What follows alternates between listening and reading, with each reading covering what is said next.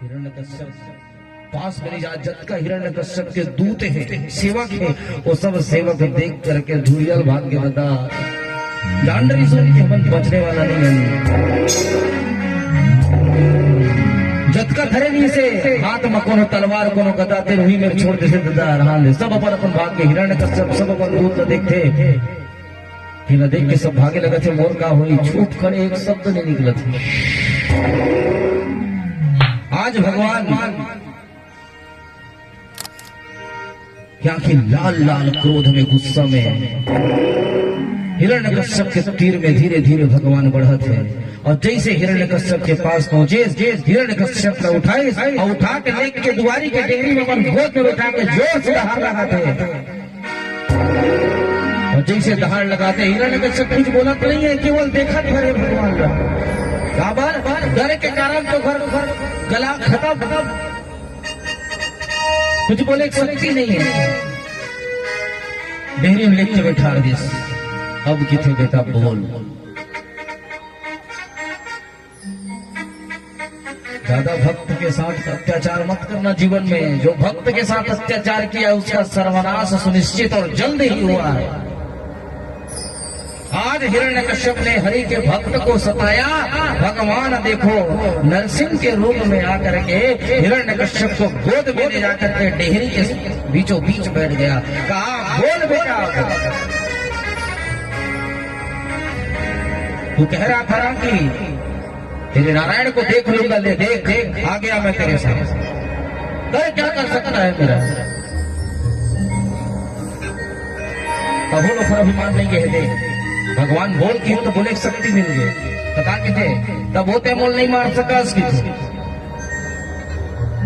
वो दिन तो अपन बैठा ले हस सुना ले हस लेकिन तब और कुछ नहीं बिगाड़ सका। तो काबर के थे काबर मोल वरदान है ब्रह्मा से ऐसे की थे। तो बोले का वरदान है कि मैं दिन में मरो न रात में मरो। तो बेटा तो राखी दूठन खुल्ला है बड़े देख एक दिन एक रात है। अभी काबेला चला था देखो, अभी दिन एक रात है ना, अभी दिन है ना अभी रात है। अभी संध्या बेला चला थे ना। बोले हाँ अभी दिन भला नहीं है और रातों नहीं हो रहे थे बीच के मन में किथे लगते काबर सुनता नहीं कर मांगे किरण वरदान किथे। बोलते तो एक वरदान गए कि हाँ चिंता मत करे कि ठन भर के अभी भारी वरदान मांगे ब्रह्मा दिल की थे। बोलत जा बेटा क्या न मैं अंदर मरो न मैं बाहर मरो के थे। तो बने आगे खोल के देखते कहाँ बैठे हंस के थे। देखते चारों बड़ा घुमा के तो देखते न अंदर है बाहर बीच डेहरी में बैठे किथे न अंदर बाहर थे बीच में बैठा ले हंस के थे। ऐसा वरदान नहीं मांगे हो के थे यहू मोर वरदान फेल हो गए थे। और आगे बढ़ाई जाओ क्या वरदान है कि थे ना ऊपर मरो ना नीचे मरो के थे। कामा सुते हंस कहे कि थे आखिर में गोदी में सुते हंस के थे कहीं पाए हंस के थे। तो देख ऊपर है कि नीचे है कि ना ऊपर में हम तरी हो गए थे गोदी में बैठा के रहते हैं कि थे। यहू वरदान खत्म हो गए थे। वाचे वरदान के थे हाँ तो का बाचे के थे न मोला अस्त्र मार सके न मोला शस्त्र मार सके के थे। तो भगवान की थे चिंता मत कर बेटा तोर पर अस्त्र शस्त्र धर के नहीं लाएंगे थे। ये देख इन नखों ने इन नख से ही तोर मैं आज उद्धार करूंगे थे। हिरण्यकश्यप सोचते ये सब चीजें मैं पहले काबर नहीं सोच रहे होंगे थे मांगे फिर वरदान। बड़ा खुश हो गया और ब्रह्मा ललकार क्या रहा ब्रह्मा बोलते अमर करे वरदान तो नहीं डरे हंस बोल क्या रहे थे। और कुछ वरदान बाचे हुई थे बता के थे। बोले अभी बाचे छेगा तो का कि मैं नर से मरो ना नारायण से मरो थे। ना मैं नर से मरो ना मैं पशु से मरो के थे।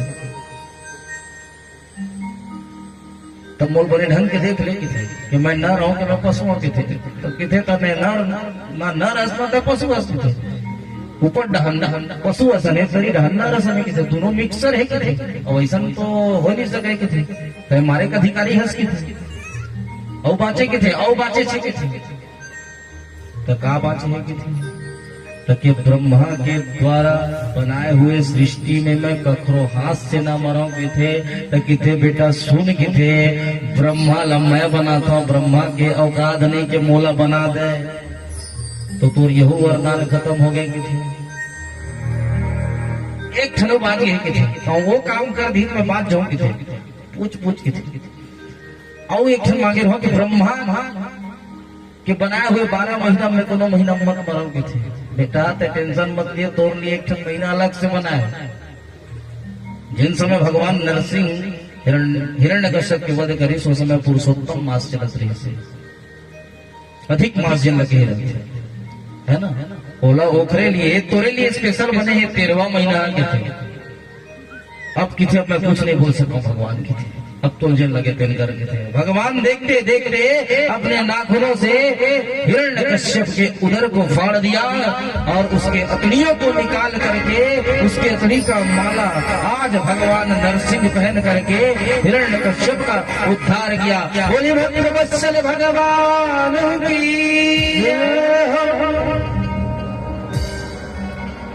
ऐसी है मेरे प्रभु की दिव्यतम लीला। छोटे से भक्त के लिए आज भगवान ने आधा नर और आधा पशु का रूप बना करके आए।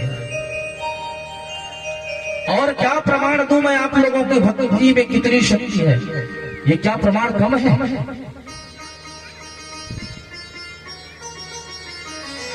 प्यारे श्री राम कथा कितनों ने कही पर तुलसी सी मर जात कहा। अरे भगवान बसे प्रति कंबन में पर ताड़न को प्रहलाद कहा। अरे प्यारे हर एक कण कण में भगवान बसे हैं, केवल उस भगवान को देखने के लिए उस प्रहलाद जैसी दृष्टि चाहिए।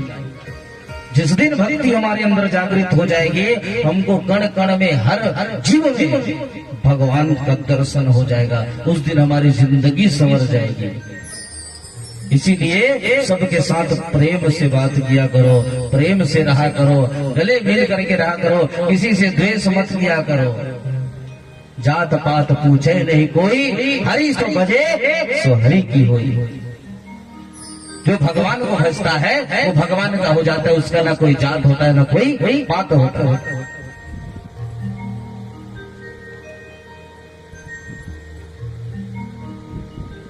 क्या ये जो भैया सामने बैठे इनको भागवत की कथा वहां नहीं मिलती होगी जहां ये रहते हैं?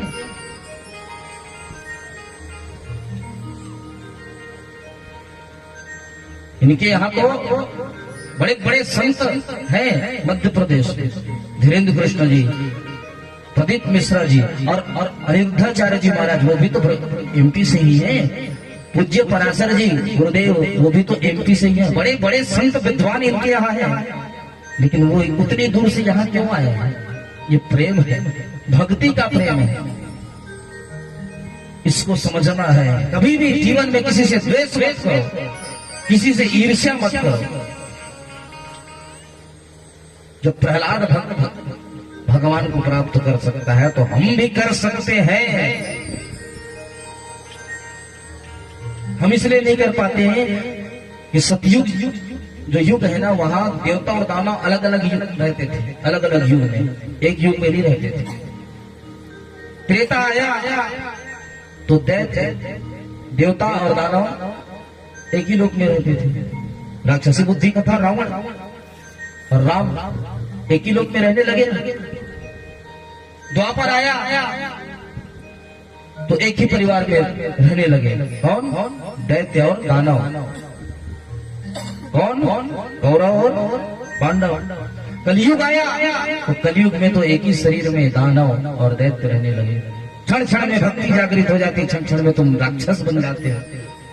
यहाँ आ गए राधे राधे सीताराम भज रहे हो और शाम को जाकर के वहां मांस भक्षण कर रहे हो। ये भक्ति भी तुम्हारी कोई काम की नहीं है। भक्ति करनी तो शास्त्रीय भक्ति करो, तब जाकर के भगवान मिलने वाला है, अन्यथा भगवान को प्राप्त नहीं कर पाओगे। मेरी बात अगर बुरी लगे, कठोर लगे तो क्षमा करना, लेकिन जो बोलता हूँ तो सत्य बोलता हूँ। इसका अनुसरण करोगे तो फायदा आपका होगा, मेरा नहीं। मानोगे तो आपको मिलेगा। जो मेहनत करोगे, जो कर्म करोगे, उसका फल खुद को मिलेगा, मुझे नहीं मिलेगा। आज भगवान आग बबूले है, क्रोध में प्रहलाद भी दूर खड़ा खड़ा कांप रहा है।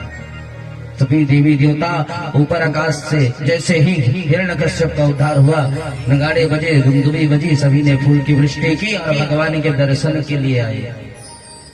और जैसे सभी देवता भगवान के दर्शन के लिए आए हैं,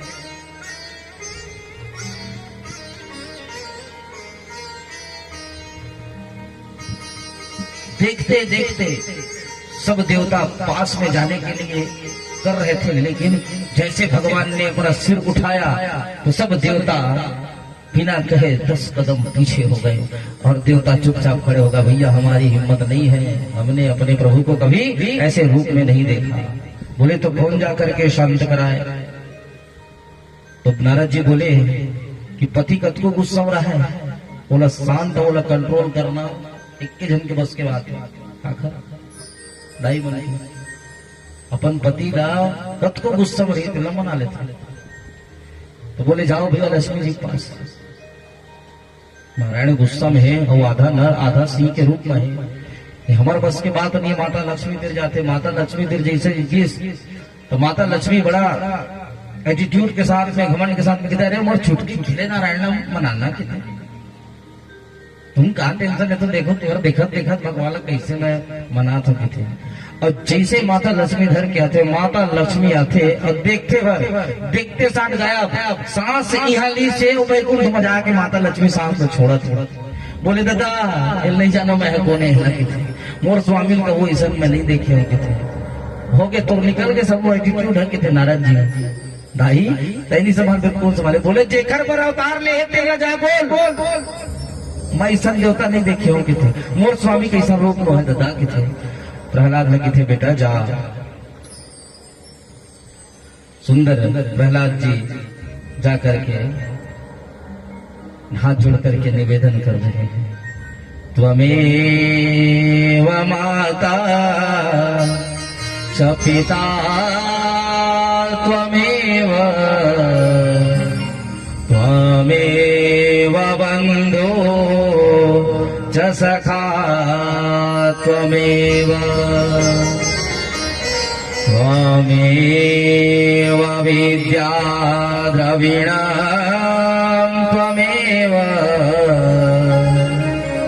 त्वमेव सर्वं मम देवि देव त्वमेव सर्वं मम वासुदेव। तुम्ही मेरे माता पिता, तुम्ही मेरे बंधु, तुम्ही मेरे सखा हो प्रभु। हर परिस्थिति में मैंने आपको पुकारा है, हर परिस्थिति में आपने मुझे आकर के बचाया। इसीलिए हे प्राणनाथ इस बालक पर कृपा करो। आज भगवान जैसे भक्त प्रहलाद को देखे, भगवान ने भक्त प्रहलाद को गोद में उठा लिया और गोद में उठा करके भक्त प्रहलाद को चाटने लगे भगवान अपने जिह्वा से। भक्त प्रहलाद को आज लाड कर रहे हैं, प्यार कर रहे हैं भगवान।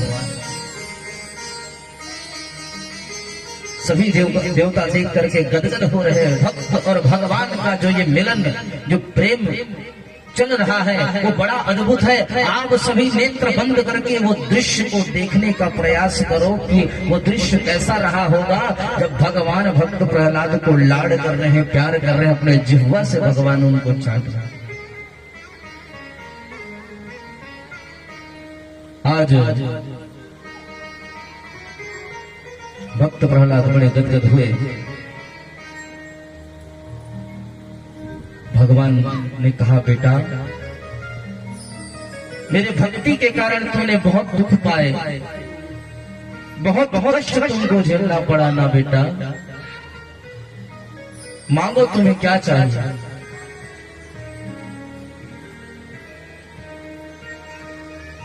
भक्त प्रहलाद कहता है कि प्रभु मुझे कुछ नहीं चाहिए।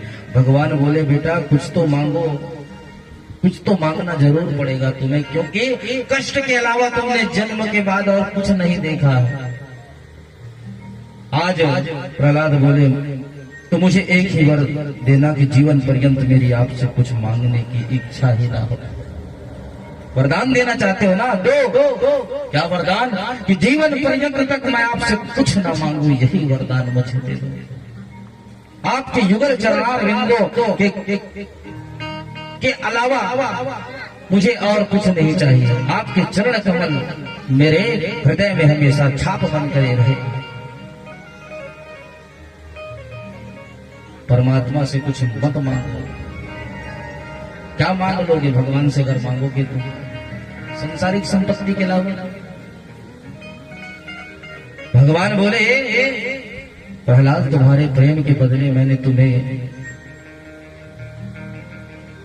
क्या दे सकता हूं, फिर भी मेरी इच्छा है तुम्हें कुछ दे दो। जितना प्रेम तुम मुझे कर रहे हो ना, उसके लिए तो मैं अगर तीनों लोगों की संपत्ति तुम्हें दे दो तो बेटा कम है। भगवान मुस्कुरा कर बोले कि बेटा कुछ तो मांगो। तब प्रहलाद हाथ जोड़ करके कहता है, प्रभु आप मेरे पिता को अपने चरणों में वास देना। होगा ऐसा कोई पुत्र जिसके साथ में जन्म से ही अत्याचार किया जा रहा हो उसके पिता के द्वारा, आज वो पुत्र अपने पिता के मुक्ति की कामना करता है। भगवान से कहता है कि अगर मुझसे प्रसन्न हो और देना चाहते हो तो अब मेरे पिता को अपने चरणों में स्थान प्रदान करो। तो भगवान बोलते हैं, बेटा इसकी चिंता तो ना कर। जिसके घर में तेरे जैसा बालक ने जन्म ले लिया उसकी तो 21 पीढ़ी तर जाएगी रे। तो तू अपने पिता की बात कर रहा है। तेरी वर्तमान की 7 पीढ़ी, भूत की 7 पीढ़ी और भविष्य की 7 पीढ़ी तो पहले ही वैकुंठ के टिकट उनको मिल चुका है। उसका पास उनको पहले से ही मिल चुका है। उसकी चिंता तो ना करा।